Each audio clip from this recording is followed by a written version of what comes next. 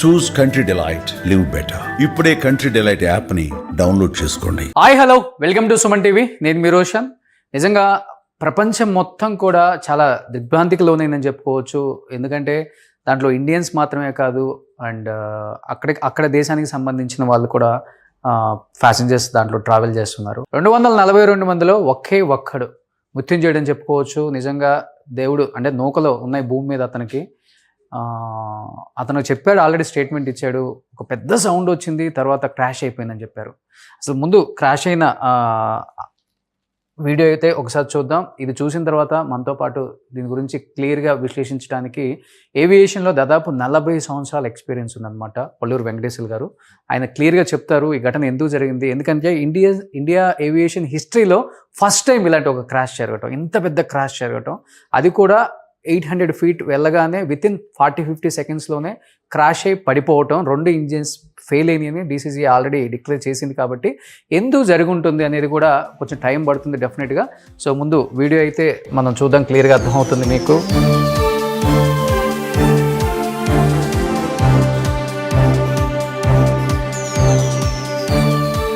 యావత్ ప్రపంచం మొత్తం చూస్తున్న వీడియోనే, కాకపోతే అంత హైట్ వెళ్ళిన ఫ్లైట్ అంటే చాలా తక్కువ టైంలో కింద ఎందుకు పడిపోయింది అనేది విశ్లేషణ. ఎందుకంటే ఆయన ఏవియేషన్లో ఇంజనీర్గా దాదాపు 40 సంవత్సరాల ఎక్స్పీరియన్స్ ఉంది. ఎప్పుడు కూడా మేము కూడా చూడలేదు ఇలాంటి క్రాష్లు, ఫస్ట్ టైం మేము కూడా చూడటం అనేది కూడా. సో వెంకటేశ్వర గారు అర్థమవుతుంది క్లియర్గా. ఆల్మోస్ట్ అందరూ 800 అంటున్నారు, కానీ ఆల్మోస్ట్ అది 400-500 కన్నా ఎక్కువ టేక్ ఆఫ్ అవ్వలేదు, కనపడుతుంది మనకు క్లియర్గా. సో ఈ డైరెక్షన్లో వెళ్ళింది, అక్కడ అలానే కింద పడిపోయింది. సో అంటే ఎలా చూడొచ్చు సార్ ఓవరాల్గా దీన్ని, ఏం చెప్తారు మీరు? ఓవరాల్గా ఏంటంటే యాక్చువల్గా critical face of the air craft flight అనేది ముఖ్యంగా ల్యాండింగ్ అండ్ టేక్ ఆఫ్ అండి. యాక్చువల్గా ఎక్కువ జరుగుతూ ఉంటాయి, ఎక్కువ ఇన్సిడెంట్. ఈ కేసులో స్పెసిఫిక్గా ఏంటంటే వితిన్ 40 సెకండ్స్లో ఈ ఇన్సిడెంట్ జరిగింది. అంటే మన విశ్లేషణ, మనకున్న ఆధారాలను బట్టేసి అంటే ఒక విశ్లేషణ అనేది వస్తుంది. సుమారుగా నాకు తెలిసినంత వరకు ఏంటంటే there is a possibility of mechanical and electrical failure air craft సిస్టంలో సంబంధించింది ఒకటి. కానీ ఇందుట్లో ఒకటి ఏంటంటే ఏది కారణమైనా మనకు కనిపించింది చూసుకుంటే ఏంటంటే ఒక ఎయిర్ క్రాఫ్ట్ థ్రస్ట్ అనేది లేకుండా, కావాల్సిన థ్రస్ట్ అంటే ఎయిర్ క్రాఫ్ట్ని పవర్ అన్నమాట.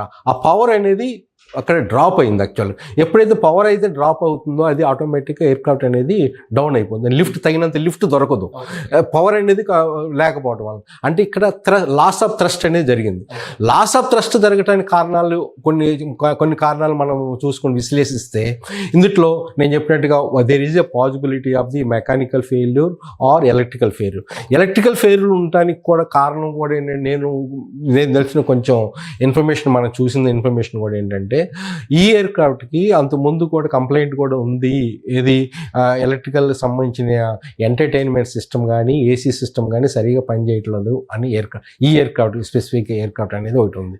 దీన్ని ఇంకోటి లింక్ చేసుకుంటే కూడా ఏంటంటే ఇక్కడ ఈ ఫ్లాప్ సిస్టమ్ అండ్ ఫ్లాప్ అని ఉంటుందండి. ఇక వింగ్ తర్వాత వింగ్లో కొంచెం అటాచ్మెంట్ అయ్యి ఫ్లాప్స్ ఉంటాయి, అటు సైడ్ ఇటు సైడ్. వింగ్స్ లాస్ట్లో ఫ్రంట్ పోర్షన్ ఎట్లా ఉంటే వింగ్స్ అండి. ఈ ఫ్లాప్ సిస్టమ్ కూడా ఏంటంటే ఇప్పుడు మనకి కావాల్సింది ఏంటంటే టేక్ ఆఫ్ అయ్యేటప్పుడు ఫ్లాప్స్ అనేది డౌన్ ఉంటుంది అనమాట, ల్యాండ్ అయ్యేటప్పుడు కొంచెం అప్ ఉంటుంది. అంటే అది కొంతవరకు క్రియేట్ చేస్తుంది ఇది లిఫ్ట్కి. అది కూడా ఏంటంటే అది పూర్తిగా డౌన్లో అనేది రాలేదు అనేది ఒక సిస్టమ్ అనేది మనకు తెలుస్తుంది. దీనికి కూడా కారణాలు లింక్స్ ఏంటంటే ఎలక్ట్రికల్ సిస్టమ్ ఫెయిల్యూర్ ఉండటం వల్ల కూడా ఈ ఫ్లాప్ ఆపరేషన్ కూడా through the electrical and pneumatic system పోతుంటుంది. ఇక్కడ ఎలక్ట్రికల్ సిస్టమ్ కూడా ఒక కంట్రిబ్యూటరీ ఫ్యాక్టరీ అనేది మనం అనుకోవడానికి అవకాశం ఉంది. మనం ఏంటంటే ద ప్రాబబిలిటీ ఆఫ్ మిస్టేక్స్ అనేది ఎక్కడ జరిగిందని మనం ఆలోచిస్తున్నాం. ఇంకోటి ఏంటంటే ఈ సిస్టంలో కూడా there is a possibility of అక్కడ టెంపరేచర్ మధ్యాహ్నం పూట అహ్మదాబాద్లో మధ్యాహ్నం పూట టెంపరేచర్ చాలా ఎక్కువ హెవీగా ఉంది. హెవీగా ఉన్నప్పుడు ఏంటంటే ఎక్కువ రన్వే లెంత్ అవసరం ఉంటుంది ఎయిర్ క్రాఫ్ట్ టేక్ ఆఫ్ చేయడానికి. ఎక్కువ రన్వే నార్మల్ సిచ్యువేషన్లో కన్నా మార్నింగ్ పూట టెంపరేచర్ తక్కువ ఉంటుంది, అక్కడ తక్కువ డిస్టెన్స్లో టేక్ ఆఫ్ అయింది. అదే మధ్యాహ్నం పూట వచ్చేళ్ళకే టెంపరేచర్ రేరిఫికేషన్ ఆఫ్ ది ఎయిర్ ఉంటుంది కాబట్టి ఆక్సిజన్ తక్కువ ఉంటుంది కాబట్టి ఎక్కువ టైంలో అది మనకు కావాల్సి వస్తుంది. అక్కడ ఏమన్నా ఆల్ ఆఫ్ వెయిట్ అంటే దాని ఉన్న టోటల్గా వెయిట్ కూడా it is one of the contribute. ఎక్కువ వెయిట్ అయింది అనుకోండి, ఎక్కువ టేక్ ఆఫ్ ఎర్లీగా కావాల్సిన టైం కల్లా పికప్ అవ్వదు, స్పీడ్ పెరగదు. ఇక్కడ V1 V2 V3 and speeds కూడా ఒక క్రిటికల్ స్పీడ్స్ ఉంటాయి అనమాట. ఆ స్పీడ్స్ కూడా రీచ్ అవ్వకపోతే ఆటోమేటిక్ ఎయిర్ క్రాఫ్ట్ స్టాల్ అయ్యి డ్రాప్ అవడానికి అవకాశం ఉంది. ఇవన్నీ కొన్ని రీజన్స్ మనం చూసుకుంటే, ఇంకా డీప్కి వెళ్తే there is a maybe possibility of the sabotage, there may be a possibility of the fuel contamination. ఏది ఇవన్నీ ఇంకా కొంచెం పోతే ఏంటంటే there may be possibility of the human error also. Human error అంటే పైలట్ ఎర్రర్.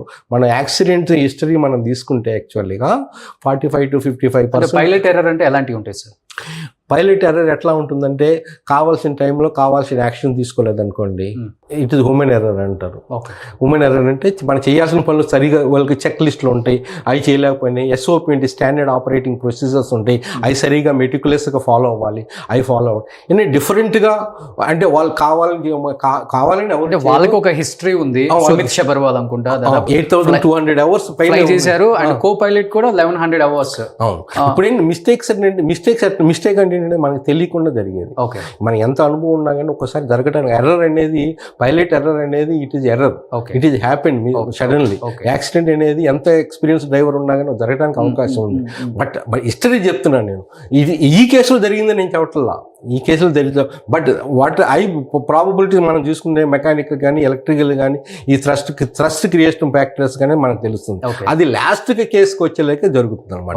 అంటే ఇంకోటి ఏంటంటే ఎయిర్ క్రాఫ్ట్ రికార్డు ఎట్లా పర్ఫార్మెన్స్ రికార్డు కూడా మనం చూసుకోవాల్సి వస్తుంది.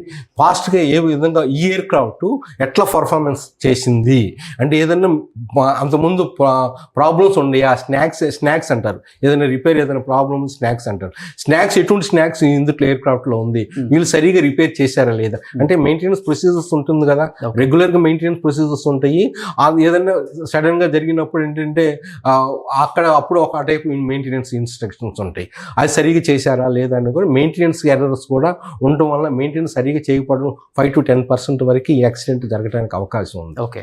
అంటే ఇవన్నీ మనం ప్రాబబిలిటీ మనం తీసుకుంటాం. ఇంకోటి సాబోటేజ్ కూడా 5% వరకు మనం చూసింది. ఎయిర్ క్రాఫ్ట్ సాబోటేజ్, ఖాళిస్తాన్ ఒక aircraft, Air India air క్రాఫ్ట్ని చేయటం కానీ, హైజాకింగ్ ఎయిర్ క్రాఫ్ట్ కానీ, ఇటువంటివి ఏమన్నా ఈ సిచ్యువేషన్లో ఉందా లేదా అనేది మనము గ్రహించాలి. ఎందుకు కారణం ఏంటంటే అనేది ఒక ప్యాసింజరు ఒక్కళ్ళే బ్రతకటం అనేది ఒక rare incident, it is a miracle escape.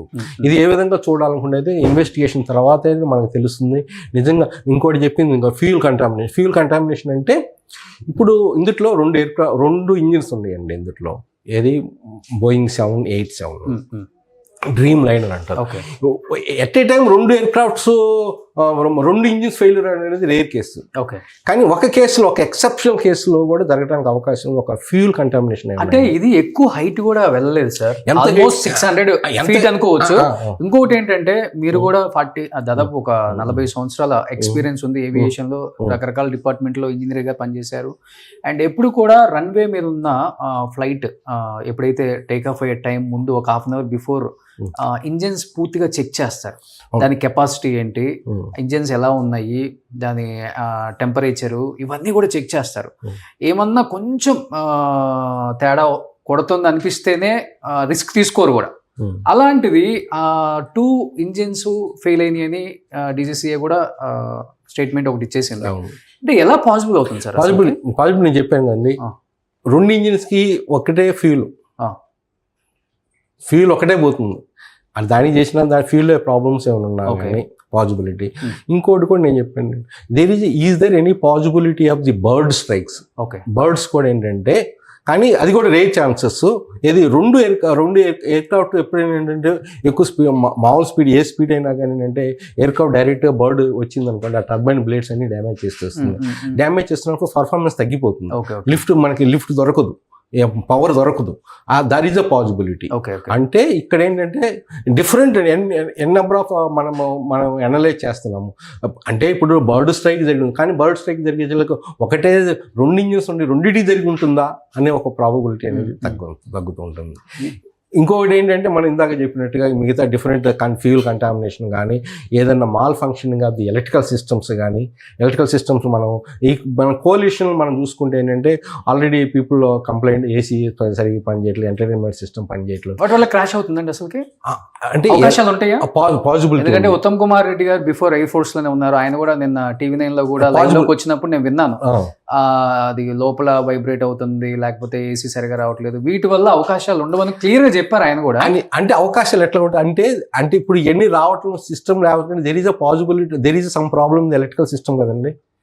Some problem ఉన్నట్టే కదా. అంటే ఇప్పుడు ఎయిర్క్రాఫ్ట్ ఏదైనా కానీ ఒక సిస్టంలో ప్రాబ్లమ్, కానీ ఆ ప్రాబ్లమ్ని ఇనిషియల్గా ఎవరైతే ఐడెంటిఫై చేసి డీప్గా అనలైజ్ చేసేసి దాన్ని రెక్టిఫై చేస్తే ఫర్దర్ ప్రాబ్లం ఉండకపోవచ్చు. కానీ మనకు ఎగ్జాక్ట్గా తెలియదు ఎగ్జాక్ట్గా అది ఎంతవరకు ఈ ప్రాబ్లం అనేది. ఇప్పుడు మనకి విజువల్ గా కనిపించేది ఏంటి, మనకు కనిపించింది విజువల్ కనిపించింది ఈ సిస్టమ్ అనేది. దాని ఎగ్జాక్ట్ గా ఎంతో డెప్త్ ఆఫ్ ది ప్రాబ్లం ఉందా లేదా అనేది మనం ఖచ్చితంగా ఇదేంటి మనం ప్రాబబిలిటీ డిస్కస్ చేస్తున్నాం, బట్ ప్రాబబిలిటీ 100% మనం తీసేయలేం దీని గురించి. డెఫినెట్ గా ఈ ఫ్లాప్స్ కూడా operation by the electrical and pneumatical also. కానీ ఇక్కడ కూడా ఏంటంటే ఇప్పుడు ఎలక్ట్రికల్ సిస్టమ్ ఏదైనా ప్రాబ్లం ఉన్నా కానీ అది ఆపరేట్ అవ్వలేదు కరెక్ట్ టైంకి, కరెక్ట్ లిఫ్ట్ నీకు థ్రస్ట్ క్రియేట్ అవ్వదు, లిఫ్ట్ కూడా క్రియేట్ అవ్వదు. అది సో దీంట్లో నుంచి మనకి కనపడుతుంది క్లియర్గా బిల్డింగ్ మీరు అన్నట్లుగానే ఒక్కడు బయటపడ్డాడు.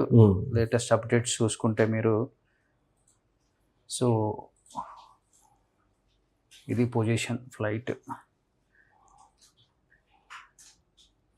సార్ ఇతను ఎలా బయటపడే అవకాశం ఉందంటారు? ఎందుకంటే ఎమర్జెన్సీలోనే కూర్చున్నాడు అతను.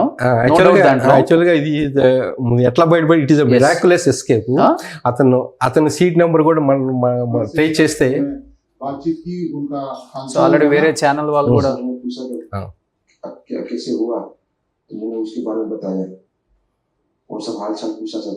సో ఎలా అవకాశం ఉంది సార్? ఆయన ఒక్కడు బయటకు వచ్చి పడే నిజంగా అదృష్టవంతుడని చెప్పొచ్చు, చేయడం చెప్పొచ్చు. ఆ సీట్ లో నుంచి ఆ టైం గ్యాప్ కూడా లేదు సార్, పెద్ద టైం లేదు. అతను ఎమర్జెన్సీ డోర్ ఓపెన్ చేసుకొని బయటకు దూకేంత కూడా లేదు. మరి ఇది యాక్చువల్గా చాలా మంచి క్వశ్చన్ అండి. యాక్చువల్గా ఆన్సర్ కూడా మనం కొంచెం అనలైజ్ చేస్తే నాకు అనిపించింది ఏంటంటే పాసిబిలిటీ అతను 11A అక్కడే ఎమర్జెన్సీ, ఇప్పుడు మనకి సీటింగ్ ప్రొసీజర్ లో కూడా వచ్చింది ఆల్రెడీ. అతనికి ఎకానమీ సీట్స్ కి ఫస్ట్ రోలో ఉన్నాడు. అది బిజినెస్ సీట్స్ కి దాని గ్యాప్ కూడా ఉంటుంది. అక్కడ there is a possibility of, అక్కడ ఏంటంటే ఇక్కడ మీరు చూస్తే ఎగ్జాక్ట్ గా ఫైర్ ముందు జరిగిందా, ఎయిర్ క్రాఫ్ట్ క్రాష్ ముందు జరిగిందా, అది మనం అనలైజ్ చేయాలా.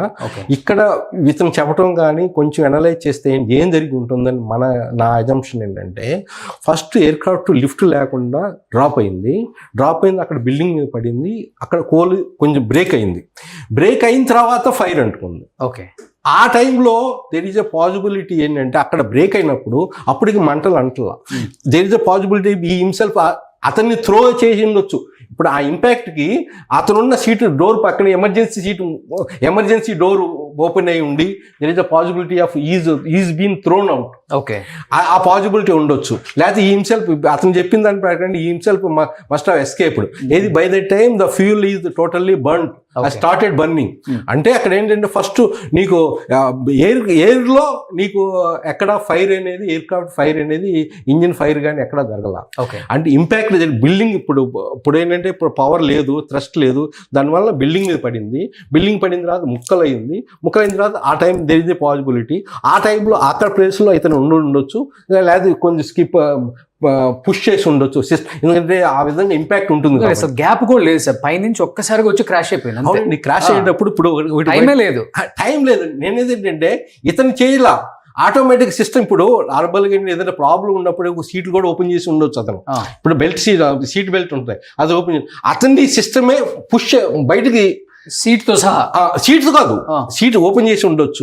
సీట్ బెల్ట్ ఎందుకంటే భయం, అప్పటికే కొంత భయం ఉంటుంది, ఏదైనా కొంచెం సౌండ్ కానీ పర్ఫార్మెన్స్ కానీ ఏదైనా అప్పటికే నార్మల్గా క్లోజ్ చేసి ఉంటారు. నార్మల్గా టేక్ ఆఫ్ అయ్యేటప్పుడు క్లోజ్ చేయమంటారు, బెల్ట్ చేయమంటారు, అప్పటికే ఓపెన్ అయ్యి ఉండొచ్చు. అతను పాసిబిలిటీ చెప్తున్నాను. ఆ టైంలో అతను పుష్ సిస్టమ్ ఆ ఇంపాక్ట్కి బయటపడి ఉండొచ్చు. There is a possibility. Okay. లేకపోతే ఇతనే కొంచెం ఎస్కేప్ కొంచెం రెడీ ఉంటే ఇతనికి ఆ సిచ్యువేషన్లో అక్కడ ఎమర్జెన్సీ డోర్ ఉండటం వలన అతను ఎస్కేప్ అవుతాడు. అంటే ఇక్కడ ఫైర్ జరగకముందే ఇతను ఎస్కేప్ అయ్యాడు. ఓకే. ఇప్పుడు మనం చూస్తే ఏంటంటే ఎక్కడా డ్యామేజ్ అవ్వాలి, even the fire burnt fuel కూడా ఎక్కడ జరగలేదు. అవును, మీరు చూస్తే అందువల్ల ఏంటంటే బ్లాస్ట్ అవ్వకముందే ముందే ఏది ఫ్యూల్ బర్న్ అవ్వక ముందే ఇతను ఎస్కేప్ అవ్వడం అనేది జరిగి ఉంటుంది. గ్రేట్. అసలుకి అది ఒక అనలైజ్ చేస్తుంది. అందుకని చెప్తున్నాను ఇతని వల్ల చాలా ఇన్ఫర్మేషన్ తీసుకురావచ్చు. హెచ్యుఎల్గా ఏంటంటే 1 by 1 సబటేజ్ ఏం జరిగిందా, సబటేజ్ అయితే ఇంటర్నల్ సబటేజా లేకపోతే ఏదో ఎక్స్టర్నల్గా ఏదైనా జరగడానికి ఏది మా ఇంజిన్ ఎవరైనా ఏదైనా చేశారు లేకపోతే ఫీల్డ్ ఏదైనా చేశారు అవి అయితే ఇతని ద్వారా తెలియదు. కానీ లోన్ ఏం జరిగింది అప్పుడు వరకు అయితే ఇతను చెప్పడం కూడా ఏంటంటే ఇంపాక్ట్ సౌండ్ వచ్చింది. సౌండ్ ఎట్లా వచ్చింది అక్కడ నార్మల్గా బాంబు వల్ల అయితే ఎక్కడ మనకు కనిపించట్లా. కాకపోతే ఇక్కడ ఈ బిల్డింగ్ తగిలినప్పుడు డెఫినెట్గా సౌండ్ వస్తుంది. ఆ జర్క్ కానీ ఆ సౌండ్ కానీ డెఫినెట్గా ఇతను దాన్ని సౌండ్ అయి ఉండొచ్చు. ఎందుకంటే నీకు బయట మనకు తెలియదు కదా, లోన్ ఉండే వాళ్ళకి ఎయిర్క్రాఫ్ట్లో ఉండే వాళ్ళకి బయట ఏం జరిగింది తెలియదు. కానీ దాని ఇంపాక్ట్ సౌండ్ అయితే డెఫినెట్గా ఆ ఇంపాక్ట్ వల్ల బ్రేక్ అయి ఉండొచ్చు. అప్పుడు ఫీల్ అంతా స్ప్రెడ్ అయితే ఆ ఇంజిన్ కూడా ఆల్రెడీ రన్ అవటం వల్ల ఆ ఫైర్ అంటుకొని ఆ తర్వాత ఫైర్ అంటుకొని మొత్తం టోటల్గా అందరూ ఇన్ని ఇయర్స్ హిస్టరీలో చూసారండి ఇలాంటి ఒక ఇటువంటి క్రాష్ చూడలేదు. చూడలేదు. బాంబేలో ఒకటి అయితే మనం చూడటం చిన్న అది ట్రైనర్ ఫ్లైట్ ఇట్లానే రెసిడెన్షియల్ ఏరియాలో జరిగింది. అట్లా ఒకటి జరిగింది ఫస్ట్ టైం ఇటువంటి జరిగింది. నార్మల్గా ఎక్కువ జరుగుతూ ఉంటాయి వెదర్ కండిషన్స్లో కొన్ని జరుగుతూ ఉంటాయి. మనకి యాక్సిడెంట్ హిస్టరీ కూడా చూసుకుంటే ఏంటంటే ఒక క్యాలికట్లో కానీ మ్యాంగ్లూరులో కానీ ఇటు వెదర్ కండిషన్స్ వెదర్ మీద ల్యాండ్ చేశారు, ఒక్కళ్ళకి కూడా ప్రాణాపాయం ఆ టైంలో. అటువంటి ఏంటంటే కొన్ని ఏంటంటే సిచ్యువేషన్ బట్టి ఉంటుంది. ఇదేంటంటే ఇది ఇటువంటి జరగడం మనం చూడాల. ఓకే. మిరాకులస్ ఎస్కేప్ అనేది రియల్లీ ఈజ్ అ గ్రేట్. మొదలపు అంత అదృష్టవంతుడు అతను ఆ విధంగా ఎస్కేప్ అవడానికి అవకాశం. నిజంగా కొన్ని ఫ్యామిలీ ఇమేజెస్ బయటకు వచ్చినాయి చూస్తుంటే చాలా బాధ అనిపిస్తుంది అండి. అది ఇట్లుగా చూడండి ఎంతమంది ఇప్పుడు మన ఇండియన్స్ ఉన్నారు, అందులో బ్రిటిషర్స్ 169 ఇండియన్స్ ఉన్నారు, అందులో అవుట్ ఆఫ్ 242 232 అంటున్నారు, ప్లస్ 12 మెంబర్స్ బయట ఎక్స్సీఎం విజయ్ రూపానీ ఎక్స్సీఎం ఇక మిగతా డిఫరెంట్ పర్సనాలిటీస్ ఉన్నారు. ఈ విధంగా జరిగినప్పుడు ఏంటంటే డెఫినెట్ గా మొత్తం టోటల్ గా అయితే వస్తుంది. ఎన్ని కాదు ఏంటంటే రివీల్ అవడానికి కొంత టైం పట్టిద్దండి యాక్చువల్గా. సుమన్ టీవీలో మీ పర్సనల్ అండ్ బిజినెస్ ప్రమోషన్స్ కోసం కింది నెంబర్ కి కాంటాక్ట్ చేయండి.